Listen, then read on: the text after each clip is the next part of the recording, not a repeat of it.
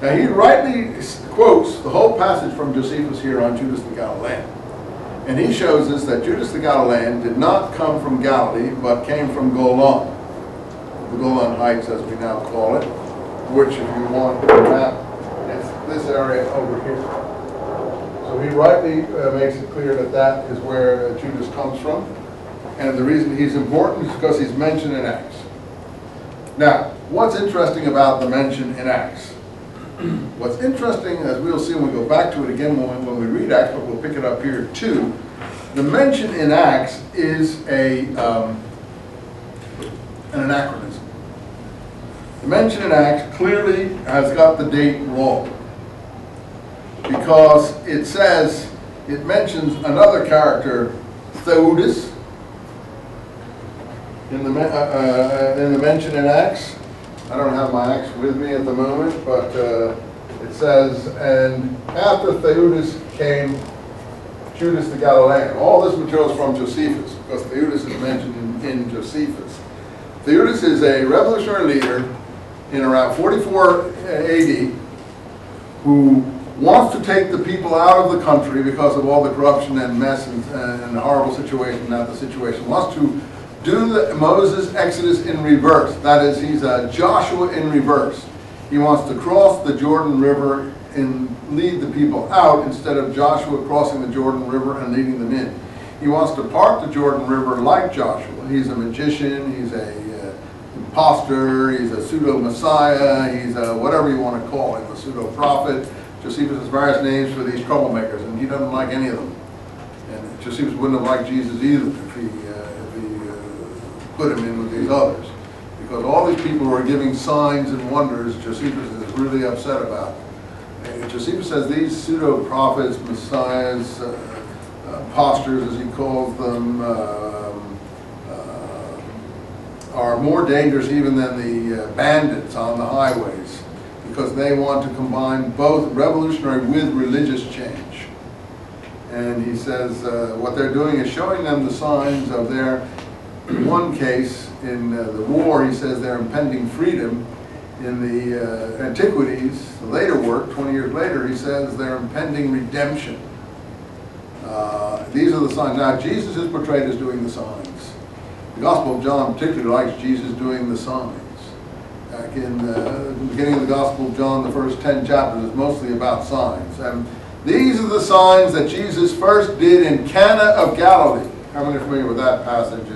And that's at the wedding, supposedly in Cana of Galilee, where he changes, where there's not enough of wine to go around because it's a wedding feast. The Gospels love wedding type scenarios in terms of parables and things. And so Jesus is portrayed as getting his mom is there and everyone else, and there's not enough wine to drink. So Jesus is portrayed as changing the water into wine so all the guests can be satisfied. And that was the first sign that he did. I could get you the actual quote in John. I don't want to do it. Well, maybe I have a Gospel. John. Yeah, I have a Gospel. I don't know if I follow it. Oh, yeah, I have it. Hey. Yeah, good. Well, the beauty of this one is that John is full of this stuff about the meaning of the signs. So apart from his introduction, and he says, I'll just get to the end of it. This chapter 2:11 is the beginning of the signs or miracles, depending on how you translate the Greek, Jesus did in Cana of Galilee, revealing his glory, and his disciples believed on him. Then he goes on to the zeal for my Father's house consumes me, about him cleaning the temple, and John is out of not the order of the others. And I see that I have another one about this signs stuff here, chapter 5. Then he starts later on in chapter 6 at the Sea of Galilee to have some material about multiplying the loaves and the filling 12 hand baskets and so on. And when that's over, then seeing the miracle, 6:14, or the sign, which Jesus worked, the man says, this is truly the prophet who is coming into the world. This is truly the prophet that is coming into the world. Later, Jesus walks on the waters and does things like that. And he gives his idea of the communion. This is my flesh and my blood, and so on. John is totally different than the other ones. But I can say, as these things progress, you get these ideological statements set alongside them to show that the narrator here knows some of the doctrines about Christ. Now, this is truly the prophet that is coming into the world. Notice the Greek is true, that's truly the prophet. Well, the Jewish Christian groups, I think John knows that, realized that that their Messiah was the true prophet.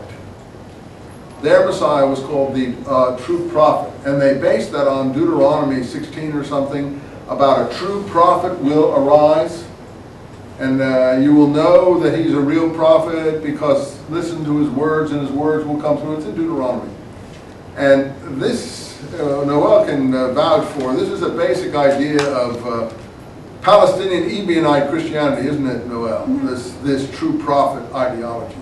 To my mind, John shows knowledge of that ideology when after Jesus does these signs, he has the people then watching saying, this is truly the prophet. In other words, this is the prophet of the Ebionites.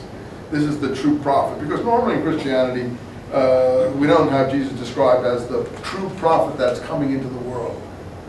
And I think it's all very interesting stuff. If you read carefully in the Gospel, a lot can emerge. But anyway, Jesus is portrayed not only in John, but also in Matthew and Mark and Luke as doing these signs and wonders. And that accords with, particularly in the wilderness. So this multiplying of loaves, for instance, not the marriage in Cana of Galilee, but the multiplying loaves in places like Jesus crosses the Sea of Galilee and he goes to a deserted place. It's a bit like Theudas wanting to cross the Jordan and go out into the wilderness and there to show them the signs of their impending freedom. So there Jesus shows the people the signs by multiplying the loaves and so on. So Jesus is portrayed in the scripture as one of these kind of people that Josephus is complaining about. That is someone who is leading the people out into the wilderness there to show them the signs.